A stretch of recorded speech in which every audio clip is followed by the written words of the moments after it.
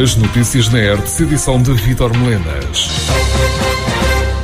Um homem com cerca de 30 anos foi encontrado neste domingo numa valeta de águas pluviais na berma de uma estrada municipal em Toco, freguesia de Alviobeira, concelho de Tomar, com ferimentos graves e inconsciente após o despiste da moto em que seguia, que terá ocorrido pouco depois das 19 horas. No local estiveram os bombeiros de Tomar, com o apoio de equipas do INEM e AVMER do Hospital de Abrantes. Assistida no local, a vítima foi reanimada, mas devido à gravidade dos ferimentos, foi depois transportada de helicóptero do INEM para o Hospital de Santa Maria, em Lisboa. A GNR tomou conta da ocorrência. A Sociedade Recreativa Curvaceirense, com sede em Curvaceiras, na freguesia de Paialvo, concelho de Tomar, está a viver uma situação financeira difícil. O caso foi explicado na recente Assembleia Municipal de Tomar pelo Presidente da Direção da coletividade, André Samoco. O dirigente associativo deu conta que foi necessário resolver no ano que passou as dívidas ao Estado e à Segurança Social, com recurso a um empréstimo junto da banca, assumido por vários particulares, mas que, apesar do empréstimo, as dificuldades da associação persistem. Nesta deslocação à Assembleia Municipal, André Samoco voltou a pedir a intervenção do município para a resolução do problema. Era uma situação bastante grave e difícil. O Cristóvão, o Presidente da Câmara de Tomar, voltou a reafirmar a posição da Câmara. Era não ter dinheiro para pagar as dívidas e o nosso problema a seguir era não poder pedir dinheiro para pagar as dívidas porque tínhamos as dívidas. Pronto, é óbvio que compreendem. Foi uma situação muito difícil, foi um ano complicado e nós conseguimos resolver parte do problema. Como? Eu apelei à comunidade, à coletividade, fiz um empréstimo, obriguei os associados, e não só, dizendo-lhes se, usando o compromisso informal aqui desta edilidade, em particular do Sr. Presidente, de que eventualmente nos poderia ajudar se resolvesse aquela questão, eu esclareci as pessoas e disse, se eu não tiver gente que nos empreste algum dinheiro para pagarmos as dívidas, nós não podemos resolver esta situação. E foi, graças a Deus, o problema resolveu-se. Só que a questão é esta. Dando como penhora a minha palavra e o compromisso que aceitei por parte desta idilidade, o problema mantém-se. Só que se transferiu a dívida de um lado para o outro, do Estado para particulares. O Cristóvão, o Presidente da Câmara de Tomar, voltou a reafirmar a posição do município, fazendo notar que a Câmara tem regras para cumprir e que, para lá das questões legais, há também a necessidade de tratar em igualdade todas as associações do concelho. De facto, o André fez uma intervenção na Assembleia Municipal há cerca de um ano, portanto, que decorreu em Vila Nova, e depois disso teve uma reunião comigo, onde efetivamente voltei a dizer aquilo que tinha dito publicamente. Portanto, uma entidade pública, neste caso o município, além de que tem regras que estão estabelecidas para prestar apoios às associações, às coletividades do concelho, e que, mais uma vez, são iguais para todas,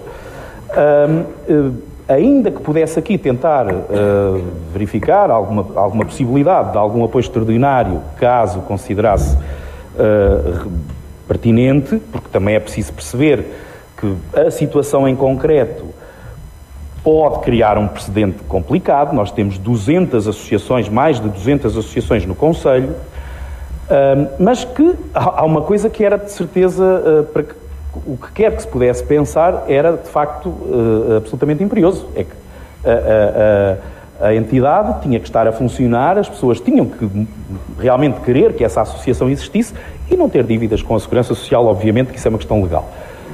Bom, André, depois disso não tivemos nenhuma outra conversa, nenhuma outra reunião, pelo menos comigo, creio que nenhum dos outros elementos do Executivo.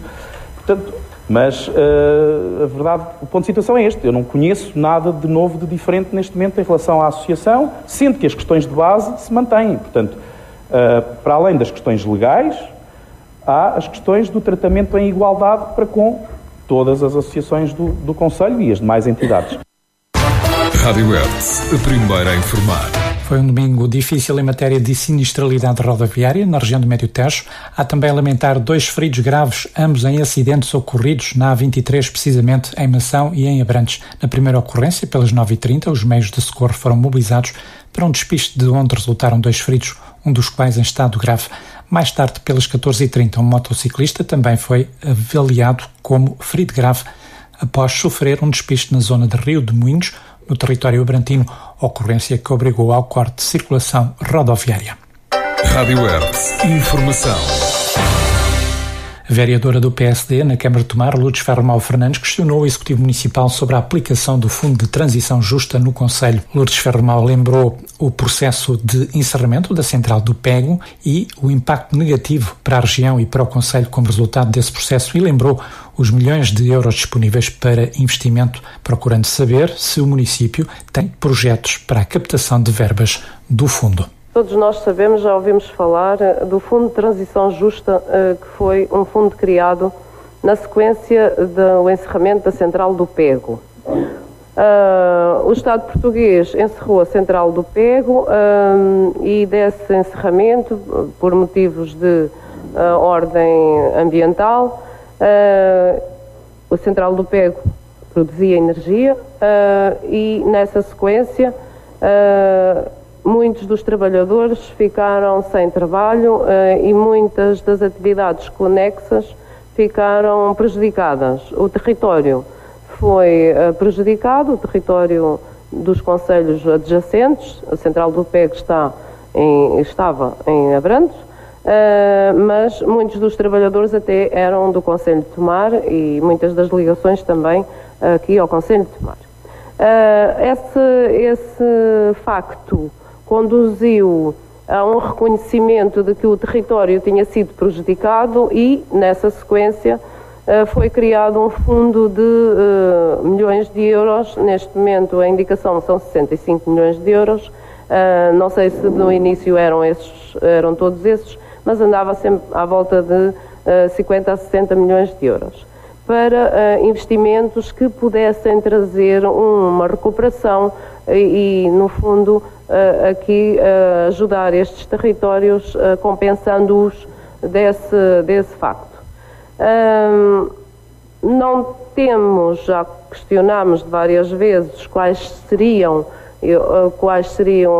as empresas, porque no início o facto foi mais dirigido às empresas. Não tivemos ainda informação sobre o nosso território. Verificámos que houve uma alteração em relação tanto aos destinatários desses investimentos, nomeadamente a partes de interesse público, de entidades públicas e muito concretamente da Escola Superior de Tecnologia de Abrantes. Verificámos que Abrantes está e vem aproveitar os fundos para se desenvolver.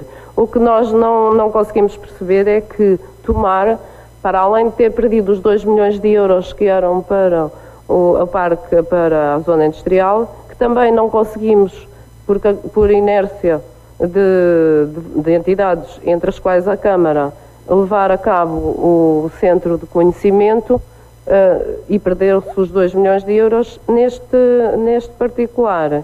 E sobre este tema, perguntar ao Sr. Presidente se tem algum projeto que se possa enquadrar e que já tenha defendido. O Cristóvão rejeitou responsabilidades do município no processo da candidatura do IPT ao Centro de Conhecimento, adiantando pouco mais em relação à captação de verbas do Fundo de Transição Justa para o Concelho.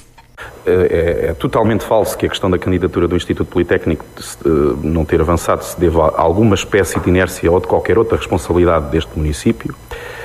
Segundo, não sei bem o que é que esse eventual valor de 2 milhões do Parque Empresarial de Tomar tem a ver com este assunto. E terceiro, dizer apenas isto: há de facto empresas que estão do nosso território que estão a candidatar-se, não sabemos ainda. Eu inclusivamente visitei uma há algum tempo, aqui há algum tempo, há talvez 2 meses ou um pouco menos, que está com um processo de candidatura, ou tem uma candidatura apresentada a esse nível. Não sei, e julgo que portanto que ainda não há resultado. A própria empresa pediu que não fosse divulgado antes de saber se a candidatura era aceite ou não. E, portanto, é o que direi. Sobre as demais entidades, sejam elas públicas ou privadas, não nos compete a nós e, em muitos casos, seria até lesivo ou intrusivo estar a falar sobre elas. Rádio Hertz, informação. Depois de uma fase em que o risco de incêndio esteve abaixo do normal para esta época do ano, eis que a partir desta terça-feira há a perspectiva de que essa avaliação irá subir ao patamar muito elevado, situação que coincide com o aumento das temperaturas máximas. Assim será na quase totalidade da região do Médio Tejo. Por isso, há que ter em consideração a realização de queimas que estão proibidas até 31 de outubro, assim como não poderão ser realizadas fogueiras para recreio, lazer ou no âmbito de festas populares ou utilizar fogareiros e grelhadores, salvo se usados nos locais devidamente identificados por efeito. É ainda proibido fumar ou fazer qualquer tipo de lume ou ainda lançar balões de mecha acesa e foguetes.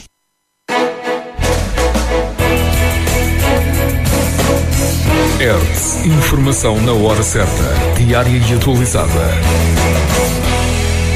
A ampliação da estrutura residencial para idosos da Associação Social da Freguesia de São Pedro vai ser inaugurada no sábado, que se avizinha. Os pormenores com o António Feliciano. Está já marcada para este próximo 29 de junho a cerimónia de inauguração da ampliação da estrutura residencial para pessoas idosas da Associação Social da Freguesia de São Pedro, que, desta forma, deu um passo decisivo para a sua sustentabilidade futura e para continuar a garantir o apoio a quem mais necessita. Está em causa um investimento na ordem de €1 milhão, esforço que obrigou a Associação a contrair um empréstimo. Este passo em frente permite à instituição aumentar a capacidade para 600 de utentes. Recorde-se que a Hertz já conheceu de perto esta realidade numa visita guiada na altura por António Vicente, presidente da Associação Social da Freguesia de São Pedro. Em declarações à nossa reportagem, o dirigente não deixou de referir que esta intervenção vai permitir também o aumento de postos de trabalho no processo que esteve longe de ser fácil. Nós já tínhamos o lar e com uma capacidade para 33 utentes e entendemos que a sobrevivência da associação dependeria do aumento, do acréscimo de mais utentes, para além de satisfazer, portanto, responder às dificuldades sociais que há em acolher os nossos idosos. Nós passamos agora a ter aqui nas novas instalações capacidade para cerca de um conjunto de cerca de 50 utentes. Aqui nestas instalações só viremos a ter aqui pessoas logo após a indicação da Segurança Social, porque a inspeção foi feita e agora temos que aguardar indicações para poder admitir essas pessoas, que serão admitidas logo que essa comunicação venha, porque nós neste momento a capacidade para mais 15 utentes e temos neste momento 19 para serem admitidos. E temos uma lista de espera de cerca de 50, para além destes 19. Portanto, pensamos que é uma resposta que estamos a dar para benefício, ao fim e ao cabo, dos utentes, das pessoas que precisam, das famílias e para nós, para a sobrevivência da associação, para além dos postos de trabalho que já criámos e que vamos criar e que neste momento somos somos mesmo a entidade que mais empregadores tem na freguesia de São Pedro de Tomar. Quantos funcionários? Agora, com a admissão destes novos, há cerca de 40. Rádio Hertz, a primeira a informar. O município de Sardual volta a promover projetos de voluntariado no âmbito do programa Voluntariado Jovem para a Natureza e Florestas do Instituto Português do Desporto e da Juventude. Sobre o lema Por um Sardual Verde, vão realizar-se entre 3 de julho e 4 de setembro 3 projetos: Agir e Executar, Sensibilizar e Agir e Prevenir e Vigiar. Este projeto visa incentivar jovens voluntários a proteger a natureza e a floresta através da sensibilização das populações, bem como da prevenção contra incêndios florestais e outras catástrofes ambientais. As atividades a desenvolver destinam-se a jovens entre os 14 e os 30 anos de idade e têm a duração de 5 horas diárias. As inscrições podem ser efetuadas no portal ipdj.gov.pt, sendo que mais informações podem também ser obtidas junto do ponto já do setor do desporto do município de Sardual, assim como no Gabinete Técnico Florestal do Sardual. De acordo com o relatório anual dos serviços de águas e resíduos em Portugal, publicado pela ERSAR, que sintetiza a informação mais relevante referente à caracterização e evolução do setor, incluindo a avaliação da qualidade do serviço prestado aos utilizadores, o município de Vila de Rei terminou o ano de 2022 com uma redução de 7,7% nas perdas de água das redes de abastecimento de água para consumo humano no concelho, em comparação com o ano anterior. Com estes resultados, Vila de Rei é o terceiro concelho do distrito com menos perdas de água na rede pública, logo a seguir a Castelo Branco e Covilhã. O estudo fez ainda uma avaliação do esforço dos municípios para a renovação das condutas, com mais de 10 anos, onde Vila de Rei surge igualmente como o terceiro melhor do distrito, a seguir ao Fundão e a Castelo Branco. O município de Vila de Rei tem, ao longo dos últimos anos, concretizado um forte investimento na renovação da captação e reabilitação de reservatórios e condutas de distribuição de água, com destaque para os recentes trabalhos de renovação da estação de captação de água e na requalificação dos reservatórios da Quinta do Pranto e Ladeira. Rádio Hertz. Informação. E vamos para o fecho com a habitual nota do dia, hoje com o Padre Rui Terezo. Hoje, na minha crónica, quero partilhar convosco um padroeiro muito famoso em Portugal, que nós celebramos neste mês de junho, mês dos Santos Populares, São João Batista. Padroeiro da nossa cidade de Tomar, padroeiro da Igreja Matriz de Tomar. São João Batista destacou-se, a sua figura aparece, ele que foi o precursor, ele que anunciou a vinda de Jesus. Tinha uma missão específica, uma missão de preparar a vinda de Jesus, o Filho de Deus, o Deus vivo. E por isso, irmãos, temos a Igreja Matriz de Tomar como padroeiro de São João Batista, invoca-nos o coração também de todos nós, de forma muito especial de todos os tomarenses, como invoca o coração muito especial dos habitantes do Porto, São João Batista, de Braga, São João Batista, e por isso invoca-nos este sentido de família. Este sentido de São João Batista faz parte da nossa família, porque celebrar o padroeiro deve congregar os nossos corações. E este dia 24, hoje é a festa titular de São João Batista. E por isso o nosso padroeiro congrega-nos a olhar para ele como modelo e estilo de vida para cada um de nós, ainda mais nestes tempos que vivemos. Ele que sabia exatamente a sua missão, cumpriu-a até ao fim. Isso, irmãos e irmãs, uma missão de amor. Uma missão não ser mais do que aquilo que é. Uma missão na mais humildade e simplicidade do seu coração. Não se desviou. Sabia que Deus tinha-lhe confiado esta missão de preparar a vinda de Jesus. E quando Jesus apareceu e João Batista batiza Jesus, é muito belo. João Batista, Jesus sobressai, João Batista diminui. É uma frase muito bela que diz: João Batista era a voz, mas a verdadeira palavra é Jesus Cristo. Isto é muito belo para nós. Nós hoje somos convidados a sermos esta voz. Voz de quem? Dos mais fracos, dos mais débeis, dos desfavorecidos. Ou melhor, somos chamados a ir ao encontro daqueles que não têm voz. Somos chamados ao encontro das famílias de hoje. E por isso eu quero colocar todas as famílias, não só da nossa cidade de Tomar, do nosso concelho de Tomar, sob a proteção de São João Batista. Partilho convosco esta grande alegria de termos São João Batista como padroeiro. Porque ele, a sua vida destaca-se em dois grandes momentos. O seu nascimento, os seus pais, Zacarias e Isabel, velhotes, de idade avançada, que não tinham a graça de ter um filho. E o Senhor, já de idade avançada, concede a graça de ter um filho. Isso é muito belo para nós. Então Deus que trabalha através dos seus pais. E o seu nascimento é um nascimento de bênção. Lá está. Uma missão que o Senhor lhe tinha confiado. E depois também a missão que o Senhor lhe confiou. Esta missão de preparar, como eu dizia há bocadinho, esta vinda de Jesus nos nossos dias. Este Jesus que é paz, que é esperança e que é alegria e que nós tanto precisamos nos dias de hoje.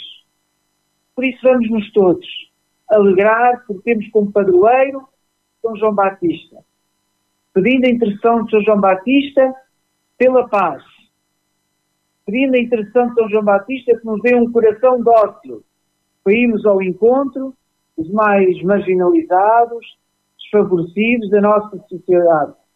Mais ainda, que tenhamos o gosto de termos a nossa Igreja Matriz consagrada a São João Batista, termos ali, que passarmos, fazermos uma oração, de rezarmos, de nos consagrarmos a São Batista, pedir a sua intercessão por nós, por alguma situação, por alguma família.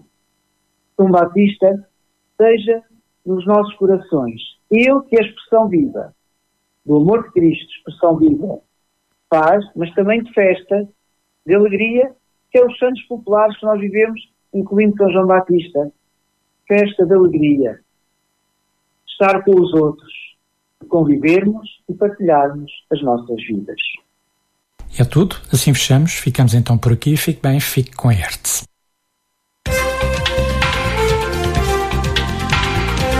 Estas e outras notícias em radiohertz.pt.